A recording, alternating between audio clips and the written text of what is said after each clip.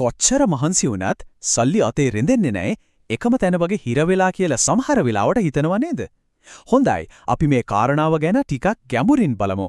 මේකට බලපාන සමහර විට අපි නොදන්න සැඟවුණු හේතු මොනවද කියලා. හරි. මුලින්ම අපි හැමෝම වගේ හිතන දෙයක් ගැන කතා කරමු.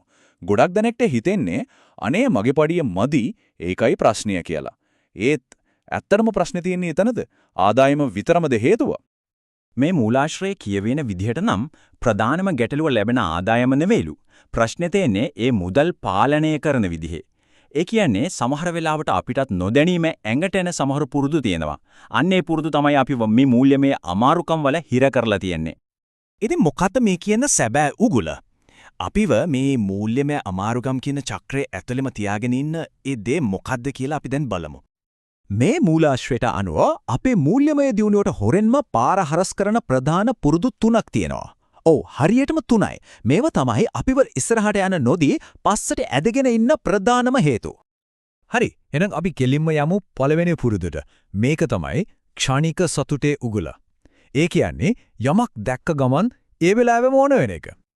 මෙතනදි වෙන්නේ වර්තමාන මොහොතේ පොඩි සතුටක් වෙනුවෙන් වියදම් කරන එකයි අනාගතේ සුරක්ෂිත භවය වෙනුවෙන් ඉතුරු කරන එකයි අතර ලොකු සටනක් ඇති වෙන එක.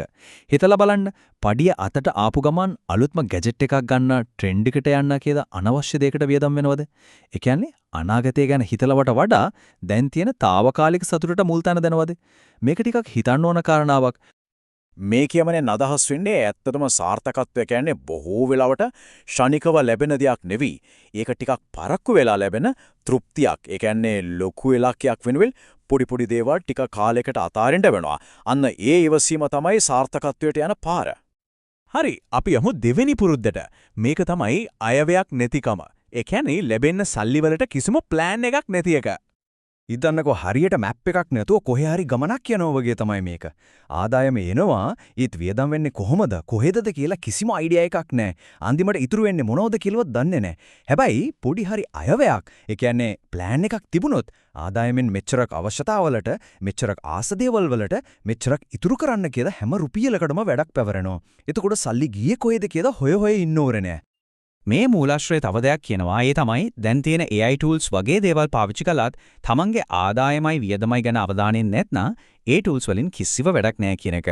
ඒ කියන්නේ ටෙක්නොලොජියෙන් උදව් ගන්න පුළුවන්. හැබැයි මුලින්ම තමන්ගේ සල්ලි ගැන අවධානයෙන් ඉන්න පුරුද්ද හදාගන්නම වෙනවා. හරි. දැන් අපි ප්‍රශ්න දෙකක් ගැන කතා කළා. එහෙනම් මේකට විසඳුම මොකක්ද? අපි බලමු මේ මූලාශ්‍රයේ ඒ ගැන කියන දේ. මේකට කියන්නේ රියල් වයිබ් විනය කියලා. මේකෙන් කියවෙන්නේ හරිම සරල දෙයක්. ඉතුරු කරන හැම රුපියලක් දිහාම බලන්න ඕන තමන්ගේම අනාගතය වෙනුවෙන් කරන ආයෝජනයක් විදිහට. ඒ කියන්නේ අයියෝ මේක ඉතුරු කරන්න ඕන කියලා දුක් වෙන එක නෙවෙයි. හරි මේක මගේ අනාගතයට කියලා හිතන එක. එතකොට ඉතිරි කරන එක බරක් නෙවෙයි. තමන්ටම දෙන තෑග්ගක් වෙනවා. විශේෂයෙන්ම රටේ තියෙන ආර්ථික අභියෝගات එක්ක මේ විදිහට විනයක් යුතු වැඩ කරන එක තමන්ටම ආදරය කරන තමන්මම ශක්තිමත් කරගන්න ක්‍රමයක් බවට පත් වෙනවා. ඒක තමයි මේ මූලාශ්‍රයේ විශේෂයෙන්ම අවධාරණය කරන කාරණය. ඉතින් කොහොමද මේ ගමන පටන් ගන්නෙ? ධනය කරා යන මේ ගමනේ පළවෙනි අඩිය තියන්නේ කොහොමද? ඒකට තියෙන්නේ හරිම සරල ඕන කෙනෙක්ට කරන්න පුළුවන් පියවරක්. ඔන්න තියෙනවා හරිම ලේසි ක්‍රමයක්. ඒ තමයි 50 30 20 රීතිය. මේකෙන් කියන්නේ Tamanගේ ආදායමෙන් 50%ක් ඒ කියන්නේ හරියටම භාගයක් අත්‍යවශ්‍ය දේවල් වලට වෙන් කරන්න. කෑම බීම, බිල්පත්, ගෙවල් කුලි වගේ දේවල් වලට. ඊගොල්ලෝ 130 Taman ආස දේවල්, වමනා දේවල් වලට. සමහර විට එඳුමක් ගන්න, එළියට යන්න වගේ වැදගත්ම දේ තමයි ඉතුරු 120. අන්න ඒට කෙලින්ම යන්න ඕන ඉතුරුම් වලට. මේකේ තියෙන හොඳම දේ තමයි අනාගතය ගැන හිතන ගමන් වර්තමානයත් අමතක නොකර ඉන්න පුළුවන් වෙන එක. එහෙනම් මේ මූල්‍ය පාලනය අතට ගන්න පටන් ගන්න ඕනේ ස්ටෙප්ස් 3 තමයි මේ. 1. තමන්ගේ ආදායම හරියටම කීයද කියලා දැනගන්න. 2. ඔය 50 30 20 රීතිය පාවිච්චි කරන්න පටන් ගන්න. 3. ඒ වගේම වැදගත්ම දේ මේක හෙටට කල් දාන්නේ නැතුව අදම පටන් ගන්න.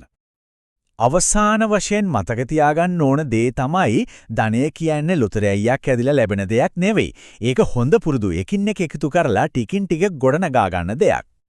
ඉතින් මේ කතා කරපු දේවල් එක්ක පොඩ්ඩක් හිතන්න මේ ගමන පටන් ගන්න මුලින්ම වෙනස් කරන්න හිතන පුරුද්ද මොකක්ද? ඒ තීරණයත් එක්ක තමයි හැමදේම පටන් ගන්නෙ.